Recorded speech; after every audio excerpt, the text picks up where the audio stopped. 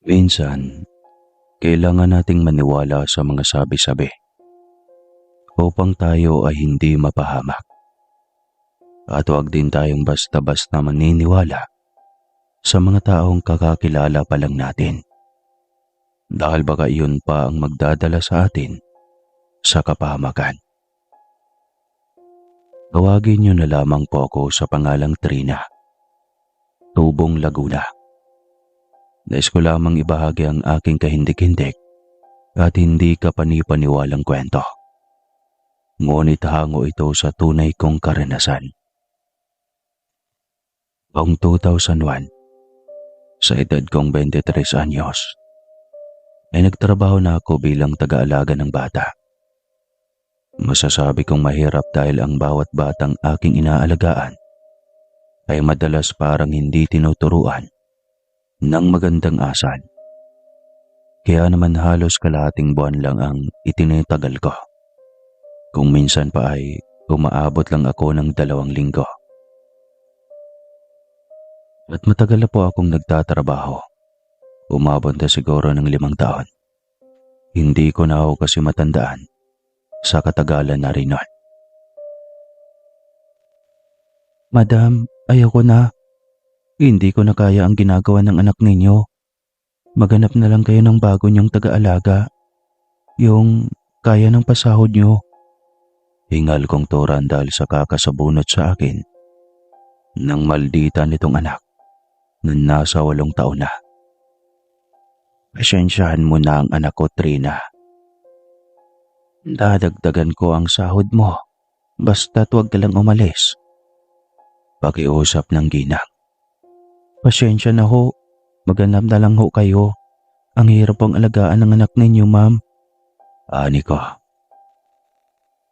Wala namang nagawa ang amo ko.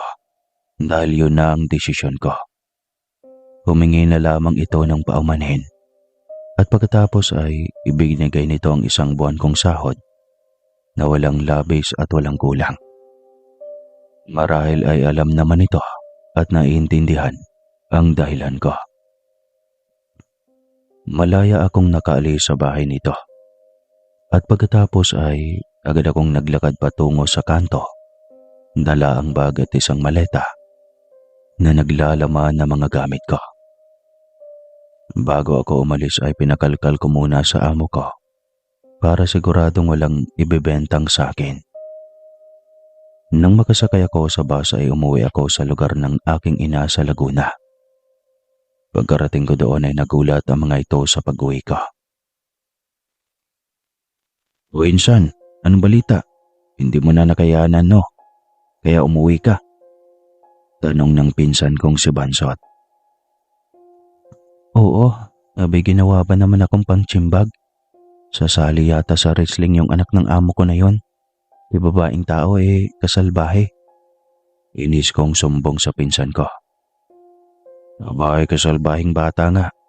Ispal siguro kaya ganun na lang kung umasta. Siguro hindi dinidisiplina ng maayos. Kaya naging ganun na lang. Sabat naman ng nanay ko. Hindi naman po sa ganun, Nay. Mabait ang amo ko. Sadyang busy lang po sa trabaho kaya hindi maasikaso ang anak niya. Sadya lang talagang sutil ang anak niya. Kaya pati siya, sumasakit ang ulo.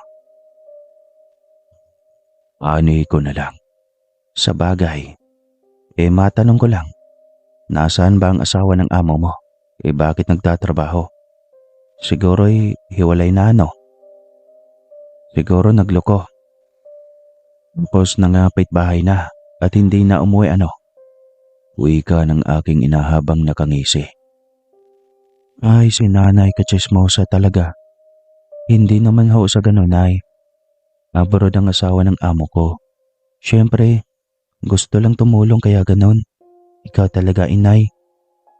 Saway ko sa aking ina. Dating kasi sa chismisan ay number 1 talaga ang nanay ko dyan. Mabuti nga at hindi napapaaway. Pero kahit ganoon ay napakabuting ina nito sa aming magkapatid. Ay, tigilan mo na nga yung kakachismis mo, Linda. Abay, papasukin mo muna sa loob si Trina.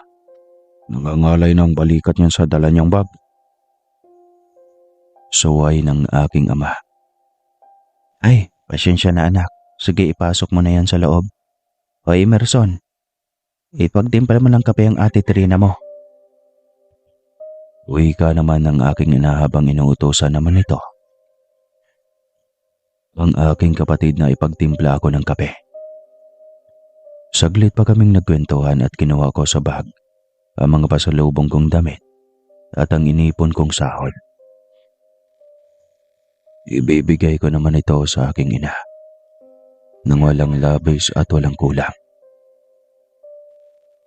Ang gusto pa nga ho ng aking ina ay hatiin ang sweldo para may matira raw ako sa aking sarili. Ngunit tinanggihan ko ito dahil ang rason ko ay mas kailangan niyang pera para gastusin at pagpapaaral ng mga kapatid ko. Salamat anak. Malaking tulong talaga ang ginagawa mo. Pasensya ka na. Hindi na kaya ni tatay ang pagtatrabaho sa bukid. Medyo matanda na kasi. Wika ng aking ama na natatawa pa. Ayos lang ho itay. Walang kaso sa akin yon. Dahil obligasyon ko kayo bilang anak ninyo. Ngiti kong sambit dito. Nako, anak mali ka. Hindi mo obligasyon ang magulang mo. Dahil kami ang may obligasyon sa inyo. Nasa sa inyo kung tutulungan niyo kami o hindi. Pero anak, nagpapasalamat ako dahil hindi mo kami pinababayaan. Kaya pag nagkapamilya ka anak, unahin mo ang pamilya mo dahil sila na ang obligasyon mo. Hindi na kami. Ang tanging magagawa lang namin ay gabay upang mapabuti ang buhay niyo ng iyong magiging pamilya. Wika ng aking ama. Napangiti na lamang ako at napayakap dahil may punto ang aking ama sa mga sinasabi nito. Matagal-tagal din ang aming usapan, kaya naman hindi namin namalayan ang oras. Pagtingin namin sa orasan ay 12:30 na pala ng tanghali. Kaya siguro ramdam ko na ang pagtunog ng sikmura ko dahil sa gutom. Nagpasya na kaming kumain noon at pagkatapos namin kumain ay agad kong niligpit. Sinasaway pa ako noon ng aking mga magulang. Kesyo daw na magpahinga ako. Ngunit tanging ngiti lang ang itinutugon ko sa kanila. Habang ako'y naghuhugas, nakarinig na lamang ako ng sigawan sa labas ng bakuran. Kaya naman mabilis kong itinigil ang paghuhugas ko at nagmadaling tumungo sa labas upang tignan ang kalagayan ng mga nagkakagulong tao. Pagkalabas ko ay hindi nga ako nagkakamali dahil lahat ng taong naroon ay nagtatatakbo patungo sa isang poste na malapit sa daan. Kaya naman sa kuryosidad ko ay nagtungo ako roon. Ngunit bago pa man ako makalapit roon, ay isang nakakasulasok na amoy ang aking nalanghap na umabot pa sa kasulok-sulukan ng ilong ko. Dahil dito hindi ko maiwasan ang mapaduan. Kaya agad akong nagtakip ng kamay sa bibig at ilong ko at nakipagsiksikan ako upang makita kung ano man ang hayop na nangangamoy na. Nagsisisi naman ako at sana hindi ko na lang ginawa yon. Dahil ang inakala kong bangkay ng isang hayop ay bangkay pala ng isang tao. Hindi ko alam kung maaawa ba ako o matatakot dahil hindi basta-basta ang pagpatay dito dahil basag ang ulo. Siguro ay nahulog ito o pinokpok ng mabigat na bagay na siyang dahilan ng paglabas ng utak nito na nagkalat sa sahig. Ang katawan naman nito ay gutay-gutay habang naliligaw ito sa kanyang sariling dugo. Wala nang lamang loob at wala na rin itong mata. Napansin ko ring maraming kalmot, kaya hindi mo rin masasabing tao ang may gawa. Kaya naman nakaramdam ako ng takot dahil ang inakala ko pa noon ay mayroong gumagalang mabangis na hayop. Sino kayang bangkay na yan? Nakakaawa. Iba'y grabeng sinapit niyan. Ano kayang nangyari sa kanya? Ang bagis naman ng hayop na gumawa niyan sa kanya. Kasi kung tao yan, hindi ganyan kalala. Tignan mo, halos hindi makilala ang itsura. Ani ni Mang Nestor, ang isa sa mga nakiisyoso. Hindi hayop ang may gawa niyan, kundi aswang. Nasisiguro kong aswang ang may gawa niyan. Dahil kung hayop ang may gawa niyan, wala namang tigre o leon dito sa ating bansa. Kaya siguradong aswang ang may gawa niyan. Sabat naman ni Aling Maylin. Nangunot naman ang noo ko dahil sa sinabi nitong aswang. Ang hirap kasing paniwalaan. Dahil nang alam ko lang, ay gawa-gawang kwento lamang iyon. Nang hindi ko na makayanan ng nakakasulasok na amoy, kaya naman mabilis na akong lumayo roon. Nang siya namang pagdating ng mga pulis at ambulansya.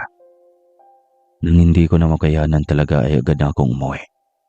Mabilis akong naligo dahil ramdam ko ang pagkapit ng amoy sa aking katawan. Nang matapos ako ay naabutan ko ang aking mga magulang at mga kapatid na kakarating lang. O inay, saan kayo galing? Nakita niyo na ho ba yung bangkay dyan sa malapit sa atin? Tanong ko. Nagkatingina naman sila at pagkatapos ay nagsitango. Kaya naman hindi ko maiwasang magtanong kung mayroon bang aswang doon sa aming lugar. Nay, magsabi nga ho kayo sa akin. Totoo bang may aswang rito? Kasi yun ho ang sinasabi nila. May 2 buwan lang ho akong nawala rito tapos may mga ganun na kaagad. Tanong ko na may pag-aalala. Oo anak, totoo yon. Sa katunayan yan hindi lang 1, 2 o 3 ang namamatay, kundi marami na. Nung una ang hinihinala nila, tao o hayop. Pero habang tumatagal ng tumatagal, ay aswang na ang hinihinalaan nila dahil sa hindi maipaliwanag na patayan. Kwento ng aking ina. Hala, totoo ho bang may aswang dito pero paano po? Hindi ho ba't hindi totoo ang mga yan? Tanong ko. Totoo yun anak. Totoo ang mga aswang. Sabat naman ng aking ama. Ho, totoo po. Paano? Bakit hindi ho natin sila nakikita? Curious na tanong ko. Dahil magaling silang magbalat kayo. Dahil sa umaga ay tao sila. At sa pagsapit ng gabi, ay doon naman sila nagpapalit ng anyo. Kung hindi ay hayop naman ang kanilang bibiktimahin. Kwento ng aking ama. Talaga ho? Ibig ho bang sabihin yan, tay? Hindi na ho tayo pwedeng maglalabas pagsapit ng gabi? Tanong ko. Pero sa kaloob-looban ko ay natatawa na lang ako sa kwento ng aking ama. Pwede naman iha, basta may dala kang pangontra na hindi ka malalapitan ng basta-basta. Seryosong tura naman ng aking ama. Mangutang-o na lamang ako dahil hindi talaga ako naniniwala na totoo ang mga aswang.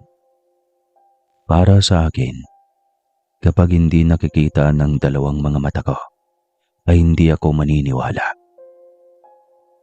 Upang makalimutan ko ang mga nangyari, ay nagpaalam akong tutungo sa aking silid upang matulog na lang muna. 8:00 na ng gabi akong nagising dahil siguro sa napasarap ang tulog ko. Pagkalabas ko sa aking silid, ay nagtungo ako sa kusina kung saan naghahain na ng pagkain ng aking ina at 2 kapatid. Gising ka na pala. Papagising sana kita kay tata. Sige na, upo ka na. Masarap ba ang tulog mo? Tanong ng aking ina. Oo inay, namiss ko ang silid ko kaya siguro napasarap ang tulog ko. Ngiti ko na lang naturan. Ngumiti na lang ang aking ina bago umupo. Pero bago yun ay nagdasal muna kami bilang pasasalamat sa Diyos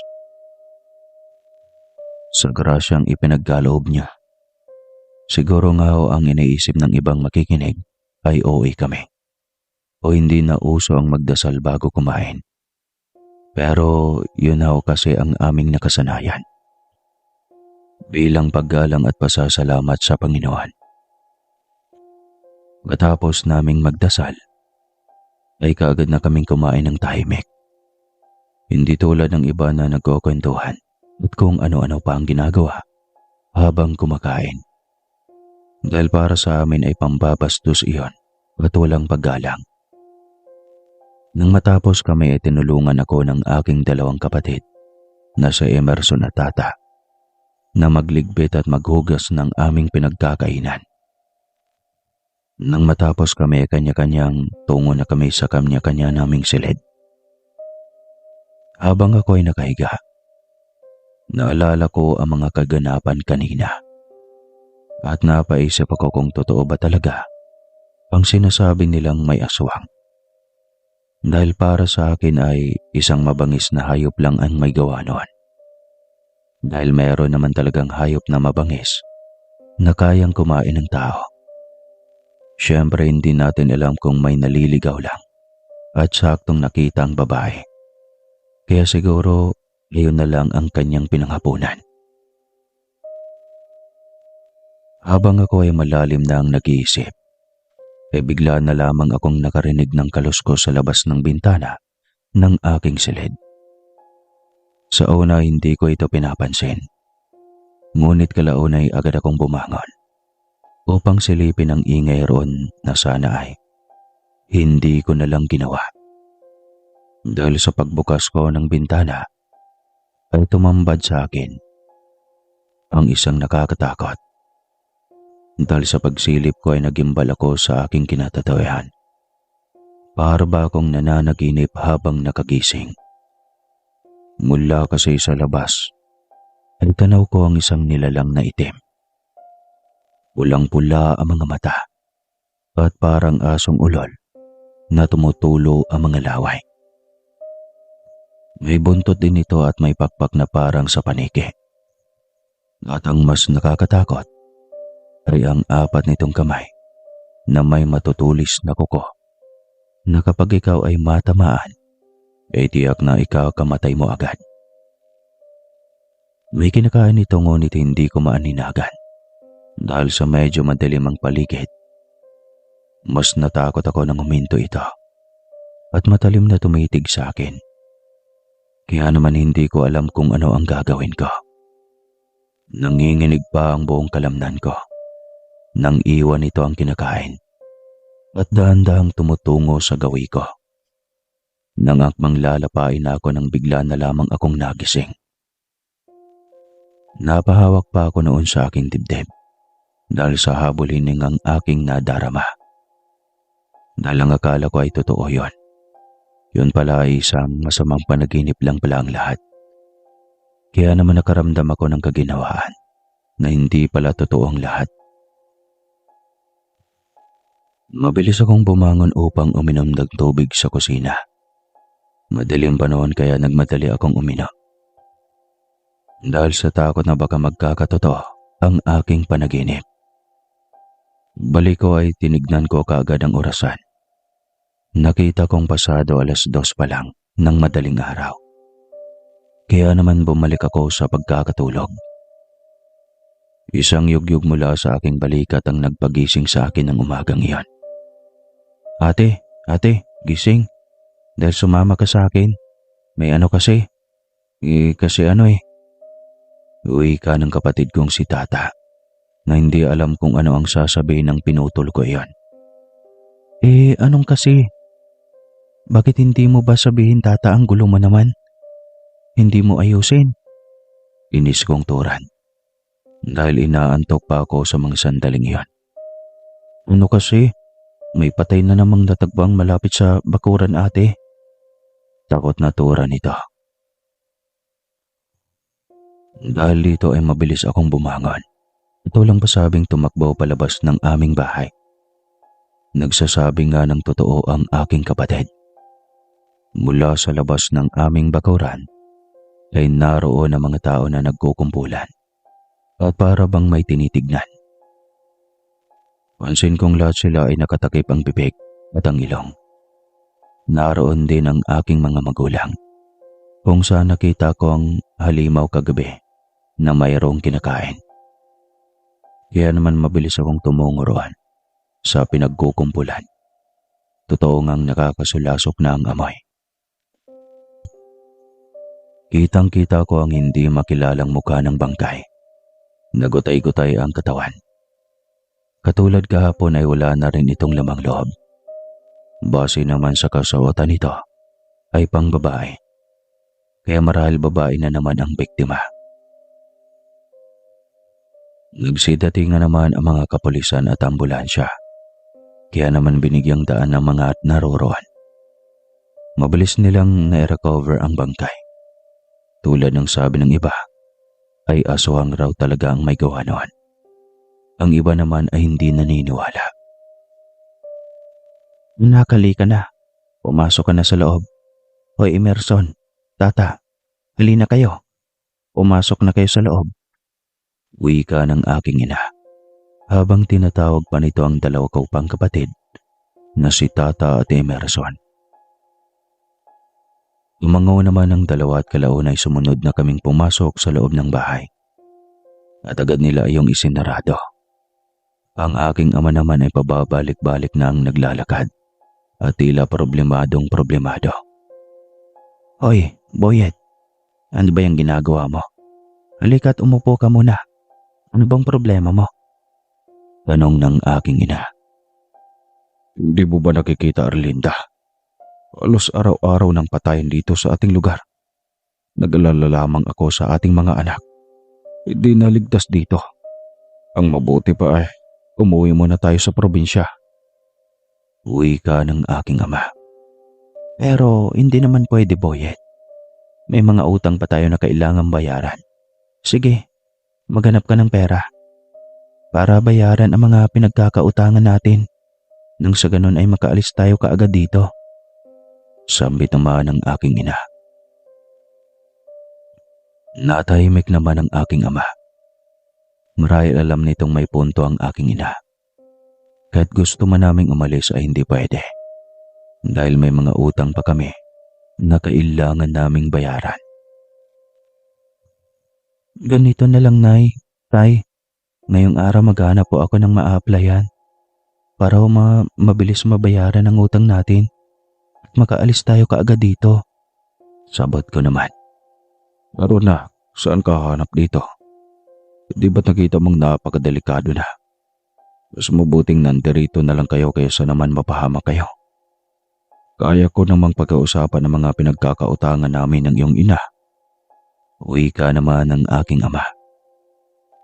Pero tay, kung nandito lang ako at walang gagawin, walang mangyayari sa atin. Tsaka hindi naman po delikado sa umaga. Hindi po ba't sa gabi lang nambibiktima ang sinasabi niyong aswang? Tsaka matanong ko lang po, bakit po ba hindi nahuli-huli iyan? Madalas pala ang patayan dito sa ating lugar. Anong ko? Inaksyon na naman nila yan, anak. Pero hindi talaga nila makita ang pumapatay. Kahit sino dito sa barangay ay walang nakakakita at nakakaalam. Ano ang pumapatay kaya nakakatakot talaga? Kwento ng aking ina. Kung ganun ho, Nay, kailangan na ho talaga nating umalis sa lugar na ito. Pagkatapos nating kumain, aalis muna ako papunta kila Tricia. Dahil nung nakaraan naghanap ito ng mag-aalaga ng bata. May nagpapahanap daw sa kanya, magbabaka sakali lang ako doon. Ani ko na lang dito. Hindi naman sila kumibo. Marahil alam naman nilang may punto ako. Dahil alam nilang gagawin ko ang gusto ko para lang makatulong sa kanila. Kaya sa huli ay napapayag ko sila. Tulad nga ng sinabi ko kanina, pagkayari nga naming mananghalian, ay mabilis akong naligo at pagkatapos ay pinuntahan ko nga si Tricia sa bahay nito. Si Teresia ay matagal ko nang kakilala. Sa katunayan nga ay kababata ko ito at matalik kong kaibigan. Kaya naman tiwala ako rito at ni minsan na hindi ako nagawang traidorin ito. Pagkarating ko doon, ay naabutan ko itong nagsasampay ng kanilang dami. Tatawagin ko na sana ito nang gumawi ang tingin nito sa akin. Oy best friend, kumusta? Kailan ka umuwi? Ang daya mo, bakit hindi ko alam? Pagtatampo nito. Kahapon lang best friend. Sagot ko naman. O halika, pasok ka. Pasensya ka na at naabutan mo akong naglalaba. Tignan mo ang ayos ko. Aba, ang laki yata ng pinagbago natin dyan. Parang yayamanin ang datingan natin ah. Wika nito. Loka, hindi no. Siguro mayaman sa problema, hindi mayaman sa pera. Tsaka ayos lang ako no. Katunayan nga hindi lang pagdalaw ang sadya ko rito, best friend. Kasi may sadya talaga ako sa'yo. Ano yan best friend? Pero bago mo sabihin, umupo ka muna. Hindi ka ba nangangawit na nakatayo? Kasi ako, ngawit na. At saka hintayin mo muna ako. Kuha lang ako ng merienda para masarap ang kwentuhan natin. Utol naman ito sa sasabihin ko.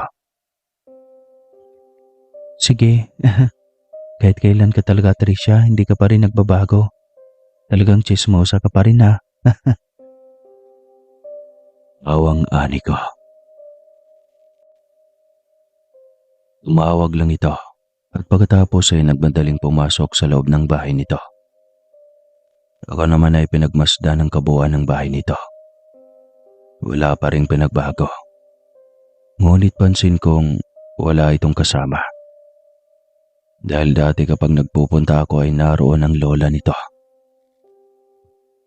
Maya-maya ay lumabas na ito dala ang tray na may lamang merienda. Pagkatapos ay sinimula na nitong makipagkwentuhan sa akin. Alam mo best friend, pansin ko lang ha, ang daming nagbago dito ano. Lalo na ang dalas na patayan rito sa atin. Ani ko. Ay oo, hindi lang yun. Ang bali-balita rito, may nakakawalang hayop sa pet shop. Yun bang itim na leon daw yun? Sabi nila mabangis daw masyado iyon. Kwento naman ito. Nangunot noon naman ako sa sinabi nito. Dahil ngayon lang ako nakarinig ng itim na leon. Dahil sa tanang buhay ko ay wala pa akong naririnig na may ganong species ng leon sa mundo ng ito. No, itim na leon? May ganon ba? Ang sabi kasi nila aswang daw ang gumagala at pumapatay. Tsaka wala namang ganon no. Pero hayaan mo na, basta mag-iingat ka pala rito. Parang ikaw na lang kasing mag-isa. Pasensya na. Maaari ba akong magtanong sa iyo? Wika ako dito. Sige, ano yun? Sagot naman ito. Nasaan pala ang nanay mo? Parang hindi ko na kasi nakikita. Nasaan pala siya? Pasensya na sa tanong ko best friend. Kung ayaw mong sagutin, ayos lang. Ngiting turan ko. Sige, ayos lang naman. Si nanay kasi matagal na siyang patay. Nagkasakit kasi siya ng malubha. Hindi na niya nakayanan kaya ayun, sumuko na siya. Malungkot na pagkukwento nito. Sorry, sana hindi ko na lang pala tinanong. Nakikiramay ako ha best friend. Hindi ko kasi alam. Hindi tuloy ako nakapunta kahit man lang sa libing ng nanay mo. Malungkot ko ring turan. Ayos lang, ang importante ay hindi mo ako nakakalimutan. Hindi ba't may sasabihin ka? Ano pala iyon? Kunot noong tanong nito. Dito ko naman naalala ang pakay ko. Kaya walang alinlangan akong nagtanong. Kasi naalala ko pala yung sinabi mo nung nakaraan nang magkatawagan tayo. Hindi ba't nasabi mo na may naghanap sa'yo na taga-alaga ng bata? Ba kasi hindi sila naghanap. Makikusuyo sana ako. Sana mapasok mo ko. Ganap kasi ako ng trabaho. Sambit ko. Ayun ba? Oo, ikaw na lang ang hinihintay nila. Sabi ko kasi wag na silang maghanap ng iba. Dalang sabi ko talagang may pagkakatiwalaan ka. Ngiting wika nito. Ganoon ba? Maraming salamat best friend. Hulog ka talaga ng langit. Ano? Kailan ako pwedeng magsimula roon? May telephone number ka ba doon? Gala kong tanong dito. Abay bukas, maaari ka nang magsimula roon. Huwag kang mag-alala. Sasamahan kita. Huwag ka na lang tumawag doon. Mabait naman ang magiging amo mo roon. Ang gagawin mo lang, aalagaan mo ang bata. Maghapon at sa gabi naman ay sila naman ang magbabantay. Tsaka malaki ang pasahod, kaya wala kang problema. Pero may patakaran kang dapat sundin. Lahat ng makikita at maririnig mo ay hindi mo maaaring ipagsabi kahit kanino. Bawal ang magtanong at sa pagsapit ng gabi, bawal ka nang lumabas ng iyong silid. Mahabang paalala nito. Ano? Bakit ang daming bawal? Para namang nakakatakot dyan ah. Punot noong tanong ko. Ay, best friend, tulad nga ng sinabi ko, bawal ang maraming tanong. Kung ayaw mong malagay sa alanganin ang buhay mo, isipin mo na lang ang trabaho mo at mag-alaga lang ng bata ha. Makinig ka sa akin. Makahulog ang wika nito. Tanging tango na lang ang itinugon ko dahil may ibig sabihin ang mga sinasabi nito. Hindi ko naman napansin ang oras. Mabuti na lamang ay napansin kong hapon na pala. Kaya naman nagpaalam na akong uuwi na dahil baka gabihin ako sa daan. Pasado 6:30 na ng gabi ako nakarating. Naabutan ko ang aking ina at ama na hindi mapakali. Nung makita nila ako ay agad nila akong pinapasok sa loob. Anak, ano ka ba? Bakit ngayon ka lang? Hindi mo ba naisip na delikado na paggabi? Diyos ko naman, Trina. Nakita mo naman ang nasaksihan mo kahapon at saka ngayon. Bakit ang tigas ng ulo mo? Nag-aalalang sambit ng aking ina. Pasensya na inay, hindi ko na malayan pero bukas magsisimula na ako inay. Sasamahan ako ni Tricia. Mabait daw ang magiging amo ko. Pagkukwento ko.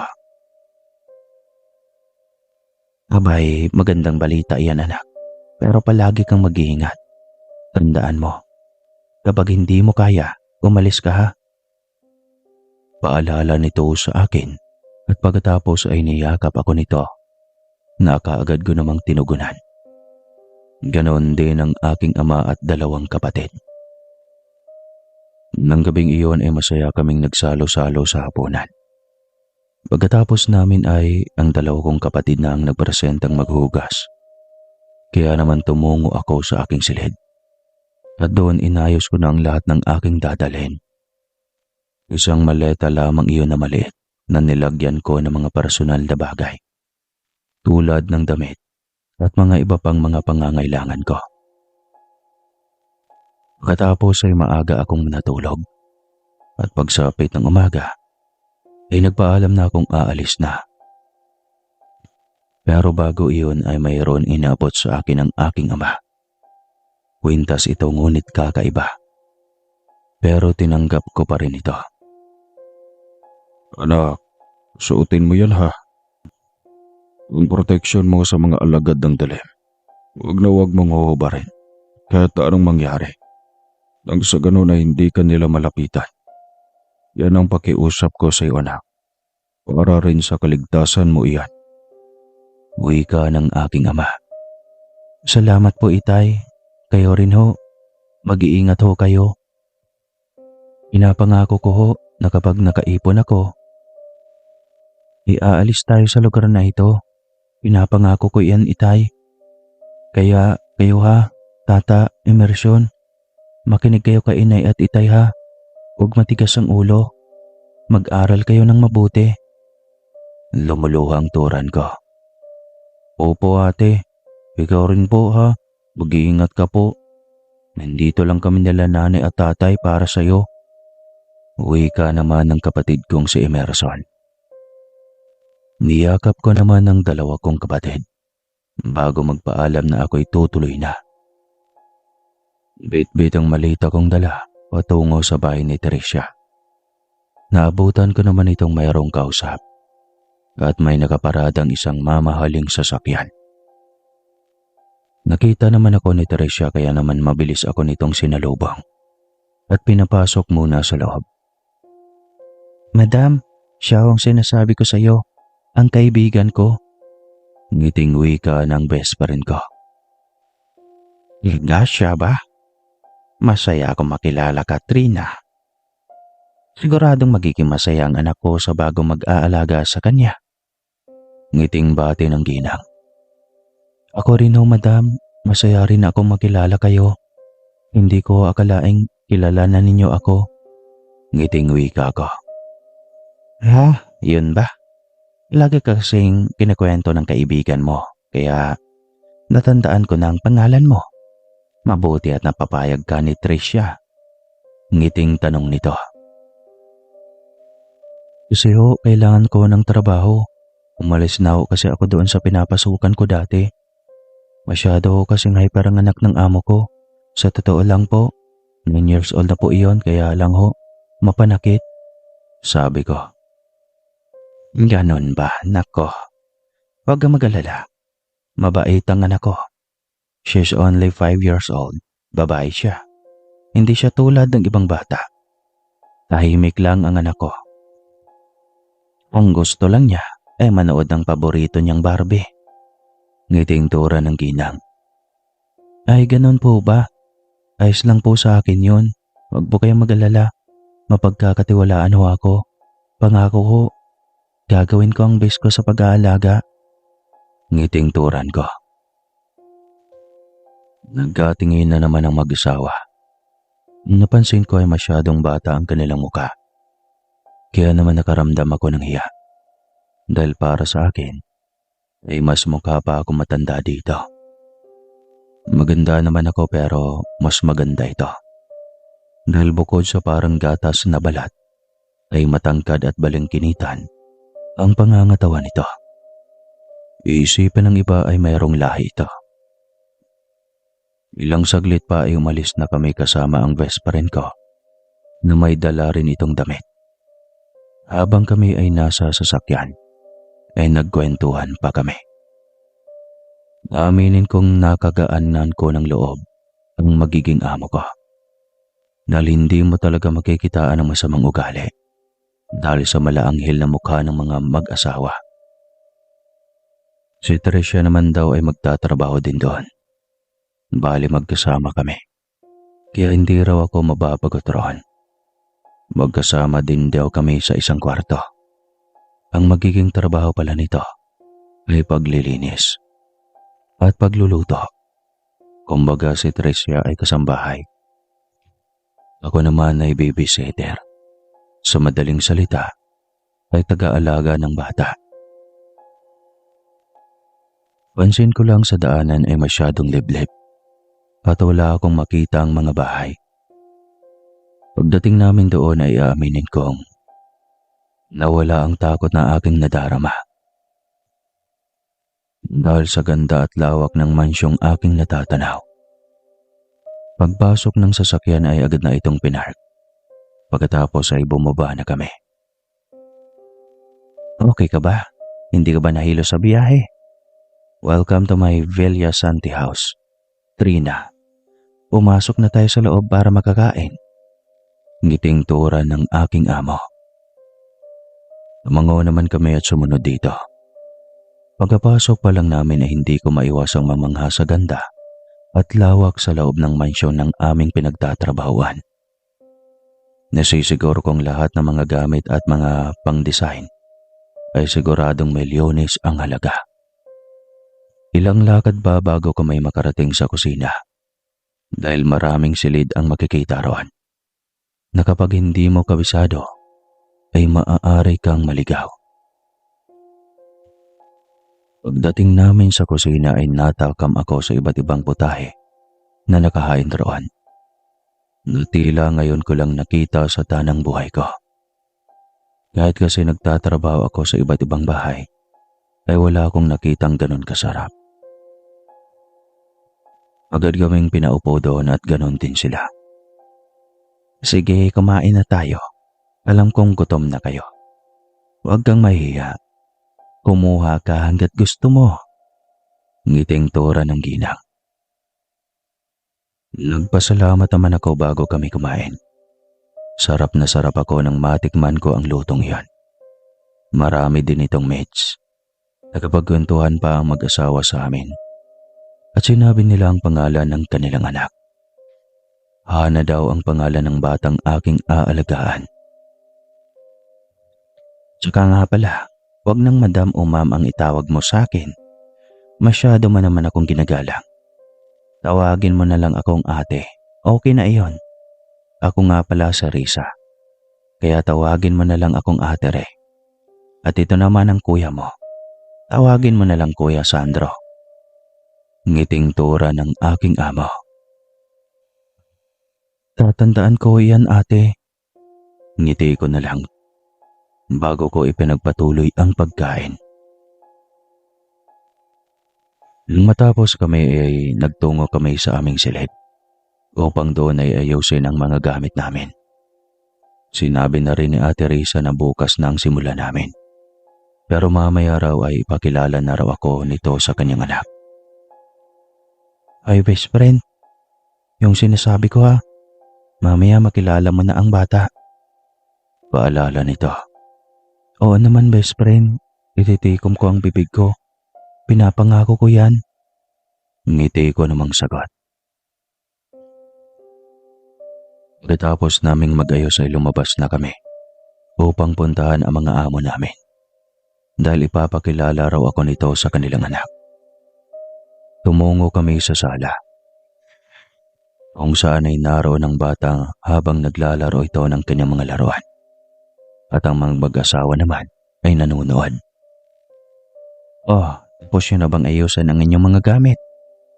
Tanong ni Ate Risa. Oo Ate Risa, okay na po. Tipid na sagot ni Tricia. Sige maupo kayo. Manang Milda, pwede niyo ba kaming ipaganda ng merienda? Wika ni Ate Risa. Mabilis namang sumunod ang ale. Habang ako naman ay pinagmasdan ng batang naglalaro. Sobrang ganda nito. May maamong muka, may bilugang mga mata, na talagang bumagay rito at mapula ang labi. Makikita mong maamong mukha nito na parang anak ng Amerikano. Baby, halika. May ipapakilala ako sa iyo. Ngiting tawag ng ina nito. Agad naman itong tumayo at pagkatapos ay tumakbo patungo sa kanyang ina. Binulungan ito ng kanyang ama. Kaya naman agad bumaling ang tingin nito sa akin. Napansin ko ang mga tingin nito ay iba. Tila matalim na parang anumang oras ay parang kakainin ka. Ang mga mata nito ay kakaiba. Katulad nito ang mata ng pusa. Hello? Yan lang ang nasabi ko. Dahil nakaramdam ako ng kaba sa hindi ko malamang dahilan. Pasyensya na Trina, sadyang tahimik lamang ang aming anak. Paiba-iba kasi ang modo niya. Madalas tahimik na kahit kausapin mo ay hindi kanya kikibuin. At kung nasa mood naman siya makikipagkwentuhan siya sa iyo. Huwag kang mag-alala, mabait at masunuring bata ang anak ko. Kaya wala kang po problemahin sa kanya. Mahabang tura ni Ate Risa. Mango naman ako habang nakangiti. Ang bata naman ay bigla na lamang ngumiti sa hindi malamang dahilan. Bigla na lamang kasi itong kumala sa kanyang ina at patakbong tumungo sa akin. Nang hawakan nito ang kamay ko, ay nagulat na lamang ako. Nang bigla-bigla na lamang nitong kinagat ang braso ko. Kaya napahiyaw ako sa matinding sakit. Dahil naramdam ko ang pagbaon ng mga ngipin nito. Ang amo ko naman ay natatarantang napatakbo patungo sa kanyang anak.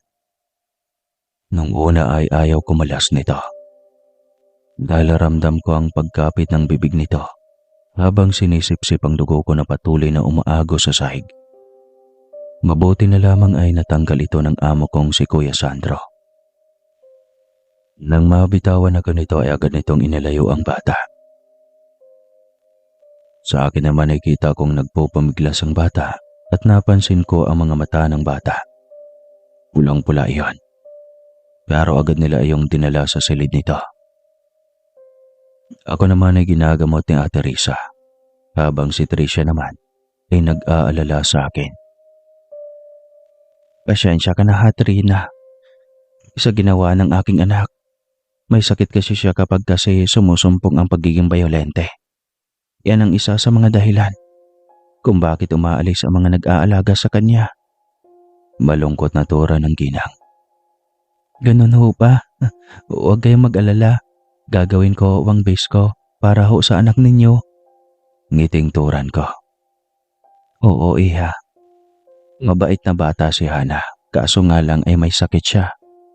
Ang kailangan lang, yung taong gagabay sa kanya. Naniniwala akong kaya mo, at saka bata pa naman si Hana. Ani ng ginang. Oho, wala akong kaso sa akin yon. Maaari o ba ako magtanong? Sambit ko. Oh, ano yun? Sige sabihin mo. Naghihintay na wika ni Ate Risa. Paano ko po siya mapapakalma kung sakaling sumumpong po ang pagiging bayolente niya? Tanong ko. Madali lang, iha. Ikulong mo lang siya basta.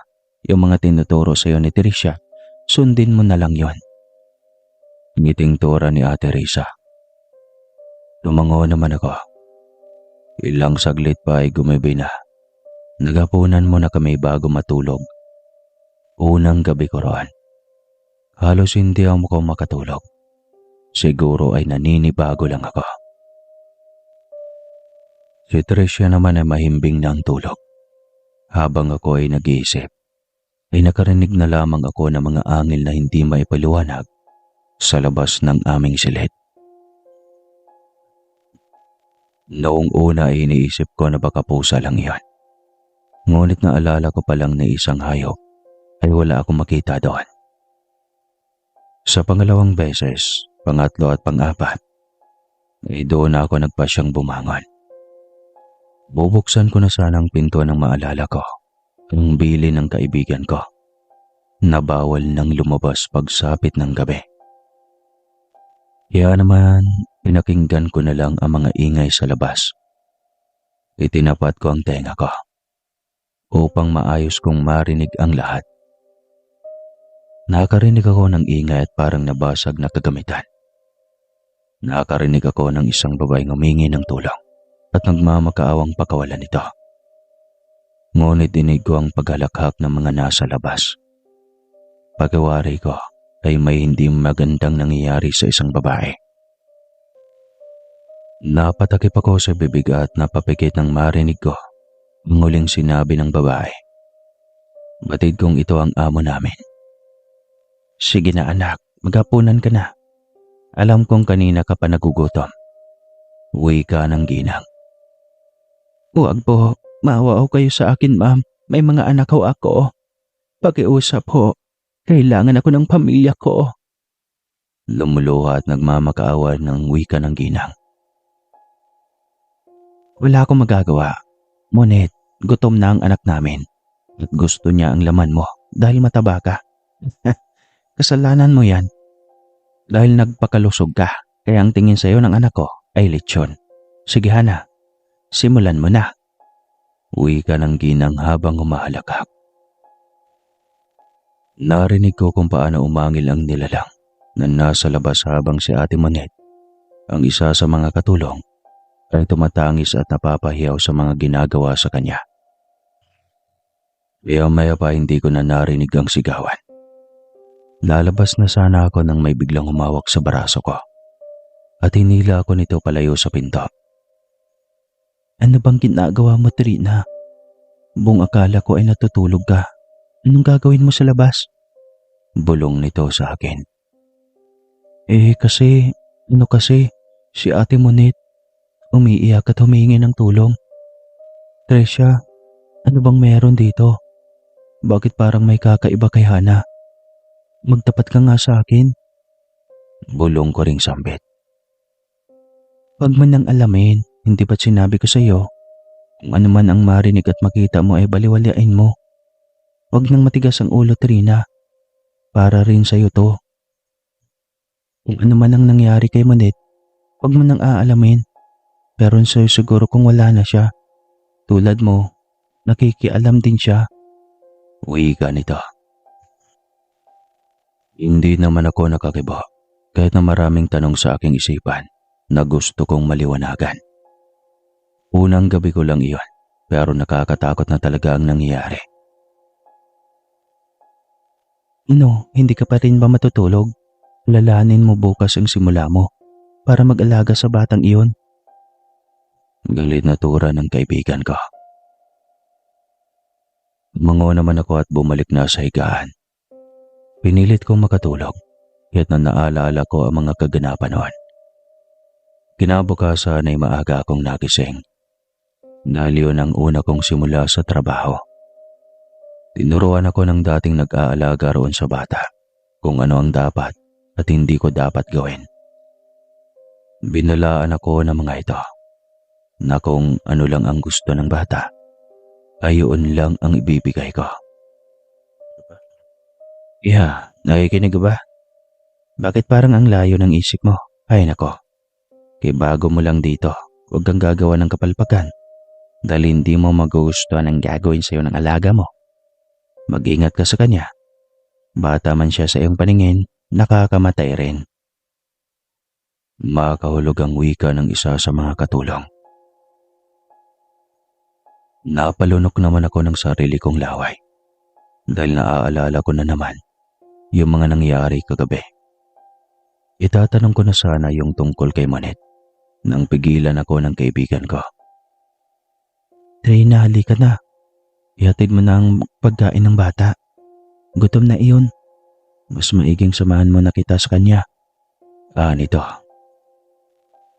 Sige, yan na lang ang aking sinagot. Tumungo kami sa hagdan dahil nasa second floor ang silid ng bata. Aminin ko ngayon pa lang ay takot ang bumabalot sa akin sa bawat hakbang ko sa hagdang iyan. Nang makarating kami ay huminto muna kami.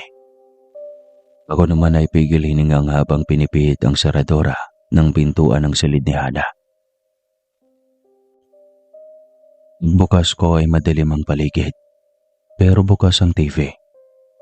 Habang nanonood ang bata, pagkatapos ay binuksan ni Tricia ang ilaw na nasa tabing pinto na siyang nagpalingon sa bata at matalim ang titig na ipinukol sa aming dalawa. Naalala ko naman ang ibinigay ng aking ama sa akin ng kwintas. Kaya naman agad ko itong inilabas dahil nakatago ito sa aking kasuotan. Baby Hana, ipapasok ko na itong pagkain mo ha. Kain ka na. Hintayin ka naming mayari bago kami lumabas ha. Malumanay na sambit ko. Kahit na nasa loob ko ay nanginginig na ang kalamnan ko sa kaba. Tumango lang ang bata habang nakatingin ito sa kwintas na suot ko. Habang papalapit ako ay bigla na lamang itong tumayo at nagtungo sa likod ng upuan. Kaya naman nagkatinginan kami ng aking kaibigang si Tricia. Mabilis ko itong inilagay sa lamesa at mabilis din akong lumayo doon. Tumungo ako sa pinto. Natatawa naman ang best friend ko. Kaya naman tinaasan ko ito ng kilay.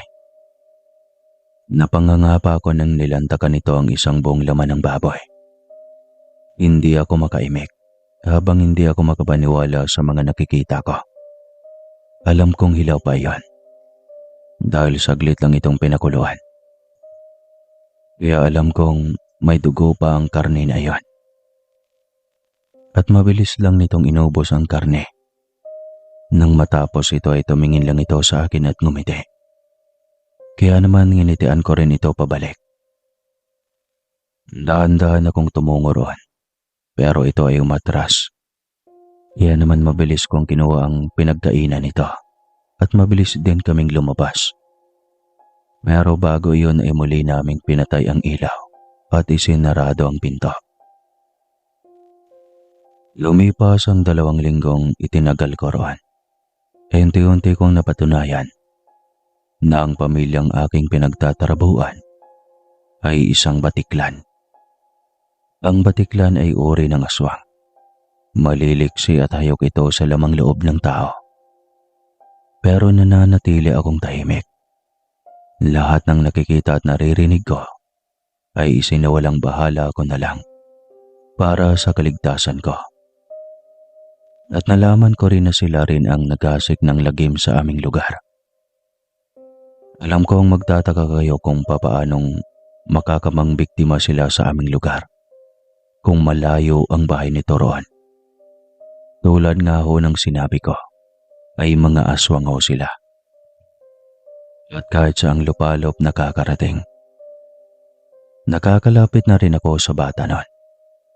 Mabuti na lang ay hindi ako nito sinaktan, hindi tulad nung una. Ay best friend, ayos ka lang? Hinihintay ka ng alaga mo ha. Gusto atang makipaglaro sa'yo.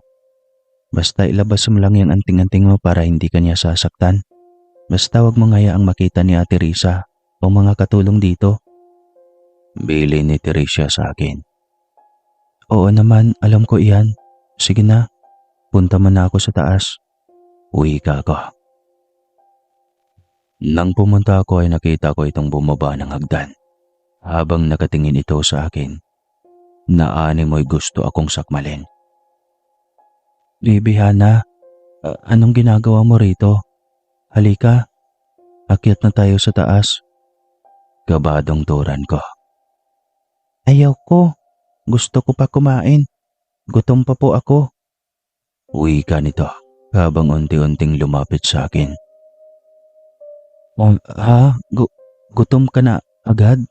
Kakakain mo lang ha. Upo ka muna. Hintayin mo si ate. Ikukuha lang kita ng mga pagkain mo ha. Utal kong turan dahil sa halo-halong kabang aking nadarama. Hindi po ate. Gusto ko ikaw kain. Ikaw ang kainin ko. Gutom po ako ng tao. Tura ng bata. Dahil dito ay nagkatinginan kami ni Tricia. Ang mga katulong naman ay mabilis nagsipulasan para magtago. Ano, baby girl? Hindi ako masarap. Payat lang ako tignan mo. Wala kang makukuha sa akin. Ngising turan ko. Kahit kabado malala na ang nararamdaman ko sa mga oras na yon. Gusto Hana, kain ikaw. Uwi ka ng bata habang matalim ang titig sa akin. Ilalabas ko na sana ang anting-anting nang makita kong paparating ang mga magulang nito. Anong nangyayari dito, Trina? Bakit nasa labas si Hana? Gulat na tanong ni Ate Risa. Nagulat nga din ho ako, ma'am. Papunta pa ako sa silid niya. Pero nandito na po siya. Uwi ka ako na lang. Ganoon ba? Hana, halika. Anong ginagawa mo rito sa labas? Tanong ni Ate Risa sa bata. Mami, Tom, gutom ako. Gusto Hana kain Tina. Uwi ka ng bata. Alam kong ako ang tinutukoy nito. Kaya hindi ito mabigkas ng buong pangalan ko. Saglit namang tumingin sa akin ang mga amo ko. Puno ng pagtatanong at parang gusto nitong sundin ang nais ng kanilang anak. Hana anak, mamayang gabi ka na kumain. Hindi pwede ngayon. Dahil araw ngayon. Gusto mo mag-lunch ka na lang muna ng baboy? Okay lang po ba sa'yo? No, gusto ko kain Tina. Uwi ka pa rin ng bata. Kaya naman nakatingin lang sa akin ang mag-asawa. At nginitian ako ng nakakaloko. Kaya naman unti-unti akong umatras. Saan ka pupunta? Dito ka lang Trina. Hindi mo ba narinig ang gusto ng aking anak? Ang gusto niya ay ikaw. Eh ano pang hinihintay mo? Binabayaran kita. Wika ng amo ko.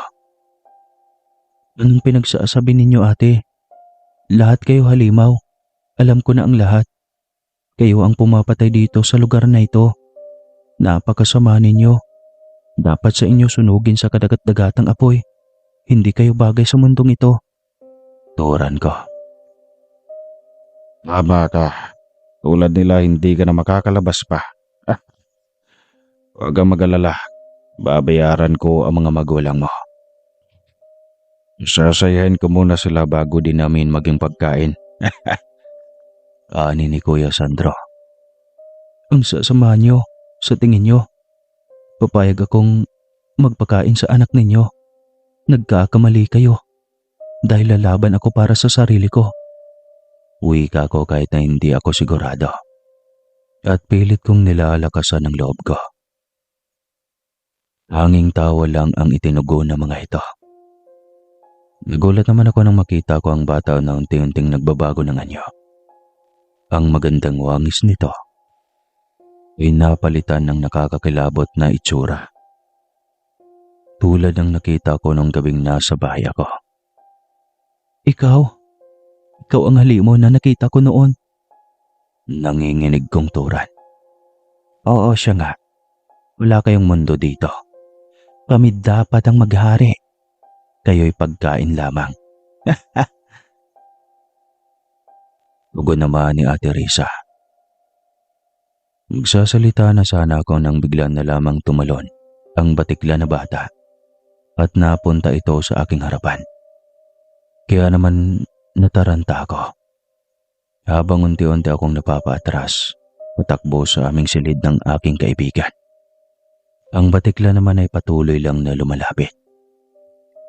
Habang nanlilisik ang mga mata nitong nakatitig sa akin at parang asong ulol na naglalaway. Ilang saglit pa ay bigla na lamang akong natalisod. Halos hindi ako makabangon dahil sa matinding sakit. Humihingi ako ng tulong noon at halos lahat ng santo ay aking tinatawag na. Hanggang sa hindi ko na malayang nakalapit na ang batang batiklan sa akin. Umapaibabaw ito sa akin, kaya naman nagpupumiglas ako at pilit kong sinasangga ang mga kuko nito na kumakalmot sa akin. Hanggang sa kagatin ako nito sa braso na siyang ikinahayaw ko sa matinding sakit. Dama kong bumaon ang mga ngipin nito. Kahit nakagat-kagat nito ang braso ko, ay nagpupumiglas pa rin ako. Mabuti na lang ay lumabas si Tricia ng mga oras na yon. Agad niya itong hinatawan ng bagay na noon ko lang nakita. Agad namang umatungal ang batiklan at mabilis itong umalis sa pagkakadagan ko. Marahil ay nasaktan ito dulot ng sandatang ipinanghataw sa nilalang na iyon. Nang makita ni Tricia na nahihirapan akong tumayo dulot ng paa ko ay mabilis akong inalalayan ito. Nakita naman naming unti-unting nagbago ang anyo ng mag-asawa. Bakit ka nakikialam dito, Tricia? Ang akala ko ay kaibigan ka namin. Traidor ka. Tulad niya ay mamamatay ka din. Wika ni Ate Risa na nasa anyong batikla na. Was, kaibigan? At sa tingin mo ba makikipagkaibigan ako sa mga kagaya niyo? Nandito ako upang maghiganti. Ako ang tatapos sa inyo. Galit na tura ni Tricia. At sa tingin mo ba ay kaya mo kami? Isa ka lang ordinaryo. At kami naman ay mga batiklan. Kaya sa tingin mo ba, kakayanin mo kaming tatlo? Rina, tayo. Sigaw nito sa akin. Kaya naman pinilit kong tumayo. Ngunit masakit ang aking paa. Kaya naman mabilis na lumapit sa akin si Tricia. Nang akmang aakayin ako nito nang bigla na lamang kaming inatake ng mag-asawang batiklan. Pareho kaming tumalapon sa magkabilang gilid. Ako naman ay tumama sa lamesa nang sanhi ng pagdugo ng ulo ko. Habang si Tricia naman ay bumagsak ito sa sahig. Halos magbali-bali ang mga buto ko sa matinding sakit dulot ng pagkabagsak ko. Ang akala niyo ba'y makakawala pa kayo? Hindi niyo kami kaya. Ngayon anak, kumain ka na. Isasama pa natin ang iba pa nating katulong. Sambit ni Ate Risa. Agad namang nagsialis ang mag-asawa dahil tumungo ang mga ito kung saan nagtago ang ibang mga kasambahay. Ilang minuto pa ang makalipas ay rinig na namin ang mga hiyawan at pagtangis na mga naroroon. Habang ako naman ay pilit na gumagapang. Habang ako ay gumagapang, bigla na lamang niya tumapak sa likuran ko. At nang lingunin ko ay si Hana. Nasaan niyo itong batiklan? Pagharap ko ay isang kalmot ang iginawad nito sa aking mukha na siyang ikinainda ko. Nang akmang lalapain ako nito, nang bigla na lamang itong napahiyaw, nang hinatawan ito ni Tricia ng sandata na siyang pagkikikisay ng batang halimaw. Hindi naman niya sinayang ang oras. Dahil sunod-sunod na hinataw nito ng buntot pagi ang bata na siyang dahilan ng pagkamatay nito. Kaya naman mabilis akong inalalayan ni Tricia palabas ng bahay. Nang malapit na kami sa pinto, ay siyang paglabas naman ng mag-asawang punong-puno ng dugo. Nagitla naman sila sa kanilang nakita dahil ang kanilang anak ay wala ng buhay. Umangil naman sila ng ubod lakas pagkatapos ay sumugod sa amin. Mabilis naman kaming lumabas ang araw noon kaya hindi sila nakalabas. Hawakan mo ito, hindi sila makakalabas. Nasaan yung aswang sila? Kukuha lang ako ng diesel. Susunugin natin ang mansyong ito. Ani Tricia. Tumango naman ako. Nag-aabang naman ako sa labas habang si Tricia naman ay sinimula ng buhusan ng diesel ang buong kabahayan. Halos abutin ito ng 2 oras nang matapos nito ay mabilis itong bumalik sa akin at inalalayan ako palayo roon. Pagkatapos ay tinukot nito ang posporo at sinindihan ito at mabilis na itinapon sa sahig na siyang dahilan ng paglihab. Mabilis itong tumakbo patungo sa akin at niyakap ako. Habang pinapanood ko ang unti-unting pagsunog ng buong kabayan hanggang sa kumalit ito papasok sa loob. Dinig namin ang hiyawan ng mag-asawa. Pagkatapos noon ay umalis na kami roon. Lumipas ang ilang linggo, wala nang nagaganap na krimen sa amin. Kaya naman naging panatag na ang lahat. Ang mga nangyari sa amin noong nakaraan ni Tricia ay pinananatili naming lihim. Talat na rin sa buong lugar ang nasunog na mansyon. Hindi pa rin ako magaling noon. Mula naman sa mga natumukong sugat, unti-unti nang naghihilom. Si Tricia naman ay umamin noon na gumanti lamang raw siya sa mga iyon. Dahil ang totoo daw ay pinatay daw ang kanyang ina ng mga aswang na batiklan. Nagpaalam naman ito na aalis na, pero mananatili pa rin kaming magkaibigan. At kami naman ng pamilya ko ay nagdesisyon ng hindi na aalis sa baryong iyon. Ilang buwan pang makalipas ay mayroon na akong trabaho. Ngunit sa pagkakataong iyon ay nakuha ako bilang sales lady sa isang store. Ang nangyari sa amin ng kaibigan ko ay hindi ko malilimutan at nananatiling lihim kailanman. Hanggang dito na lang po. Maraming salamat po, Sir Casper. Pagpalain po kayo lagi ng buong may kapal at lahat ng nakikinig ngayon. Wakas!